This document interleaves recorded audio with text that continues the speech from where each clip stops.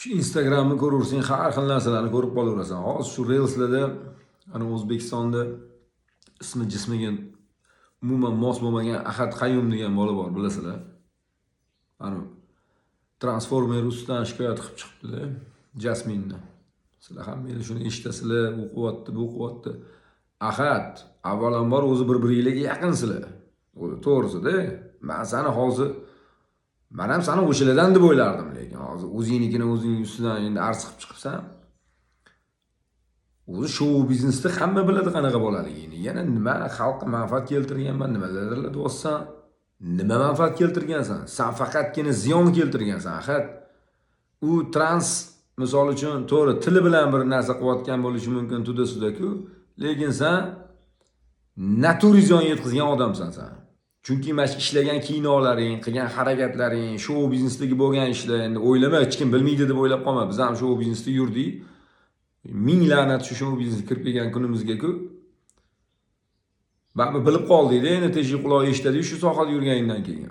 Sen o'zi konchinli bola bo'lsang, faqat naturi bor-ku, nima jamiyatga, bir yurtga nima foydang tegan? Bir saviyasi past, ongi past kinolarni ishlashdan boshqa, yoshlarning miyasini zaharlashdan boshqa, jamiyatni buzishdan boshqa nima foydang tegan? Birovlarning she'rini o'g'irlab o'zimnikiman deb boshqalarga sotishingdan boshqa nima foydang tegan? Ahad. O'zi aytolman-ku, seni o'zi Ahad isming ham, Qayum ham juda chiroyli sifatlar bilan aytilgan, lekin bu senga yarashmaydi-da. Abdul Ahad, Abdul Qayum degan ismlardan olingan. Endi sen shuni ham o'zi buzib qo'ygansan. O'zi normalniy bir o'zini erkakman, bir insonman deb ishlat qilgan odam sendan nafratlanadi, to'g'risi bor-ku. Hozir chiqib olib, mayli endi o'sha kod ustidan arz qilyapsan, nimaga uni eshitayotganini aytaymi odamlarni? Chunki erkaklar qolmagandek haqiqatni gapiradigan. O'sha haqiqatni odamni koddan qidirishni boshlayapti. Tushunsanmi? Senga o'xshagan tufta, bir yalaqi laychalar hamma yoqni chalg'itib, jamiyatni buzib, o'zi umuman o'zi shou biznes, kino industriyasini sen buzib yubording-ku, o'zi bunday olib qarasa. Seni misol uchun o'zi aqlini tanigan odam, bir she'riyatni biladigan odam, agar seni yozgan she'ringni o'qib turib, o'zingni dunyoqarashingni bilsa, absolyutni sen yozmaganligingni biladi. Chunki sendan unaqa she'r yozish kelmaydi, javob. U ana o'sha bir paytlar hit bo'lgan she'rlaringni undan o'g'irlab o'zing nomingdan chiqargansan. Vobshe top qaraganda.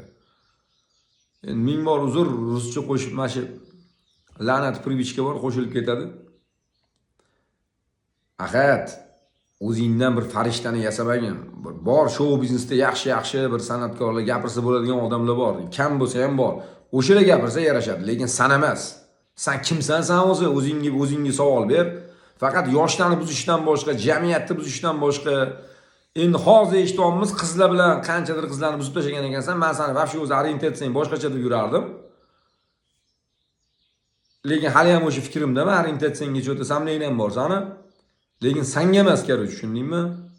Unaqa chiqib turib, men bunaqa qilganman. Sen niktosan, sen faqat jamiyatni buzgansan. O'sha odamlar seni, o'sha kodda odamlar sendan ustunroq qo'yyaptimi? Bilgin. O'sha chunki o'sha kod sendan ko'proq foydasi tegan. Sen kodchalik ham foydang tegmagan xalqqa, tushunsanmi?